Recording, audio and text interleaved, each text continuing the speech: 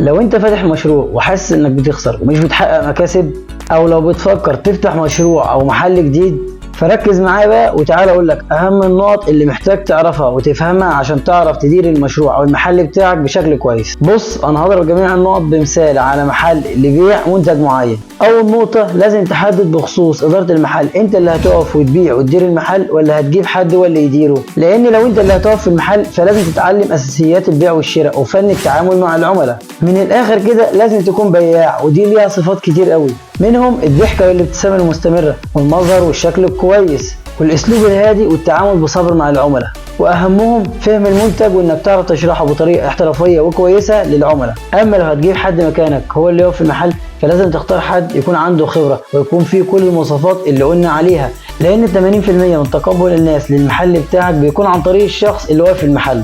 تاني نقطة وللأسف أنا وقعت فيها وفهمتها متأخر قوي، لازم تكون عامل حساب التسويق والدعاية من قبل ما تبدأ، سواء من ناحية الخطة التسويقية أو من ناحية الميزانية. بمعنى لازم تكون راكن فلوس للدعاية والتسويق من قبل ما تبدأ، لأن في الزمن اللي احنا فيه تقريبا كل حاجة بقت قايمة على الدعاية والتسويق، سواء اللي عامل فيلم او اللي عنده عيادة او اللي بيفتح شركة جديدة او اللي بينزل منتج جديد، كله قائم على الدعاية والتسويق. فلازم تركز قوي في النقطة دي وتتعلم كل حاجة تقدر عليها بخصوصها. ثالث نقطة وهي ازاي تقدر تجيب فلوس المحل. بص يا غالي، من اكبر الكوارث اللي ممكن تعملها في حق مشروعك ان تكون الفلوس بتخرج من المحل بسرعة اكبر من دخولها مرة تانية. بمعنى انك تكون بتطلع بضاعة بالاجل او بالتقسيط وانت معكش سيولة تعوض المحل لحد ما الفلوس دي ترجع مرة تانية، لان ساعتها هتكون بضاعة المحل بتقل معاك باستمرار. فخد بالك قوي وركز في النقطة دي. اما بقى بخصوص الارباح بعد ما تطلعها، فتعالى اقول لك هتقسمها ازاي.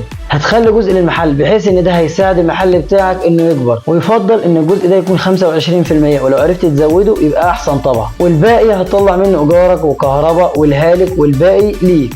فحاول ما تاخدش كل الارباح ليك، وحاول تكبر محلك بكل الطرق اللي تقدر عليها. وبالمناسبة تعالى اقولك على حسبة بسيطة تعرفك ازاي تحط الربح بتاعك وتسعر المنتج، وحسبة تانية تعرفك ازاي تطلع الارباح بتاعتك بعد البيع. اولا ازاي تحط الربح بتاعك وتسعر المنتج.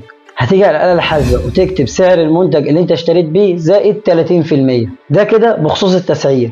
ده بعد ما بعنا بإذن الله. ازاي نطلع الأرباح بتاعتنا؟ دي بتكون إجمالي حجم المبيعات ناقص 77%. بس بما إننا قلنا مش هناخد كل الأرباح وهنسيب جزء للمحل، فهتكون المعادلة كالتالي: إجمالي مبلغ المبيعات ناقص 83%. وبكده هتكون انت خدت تقريبا 3/4 الأرباح ليك، والربع سبته للمحل مرة تانية. طبعا عايز افكركم ما تنساش تعمل لايك للفيديو واشتراك في القناة، ولو عندك اي سؤال او استفسار يا ريت تسيبولنا في الكومنتات. سلام.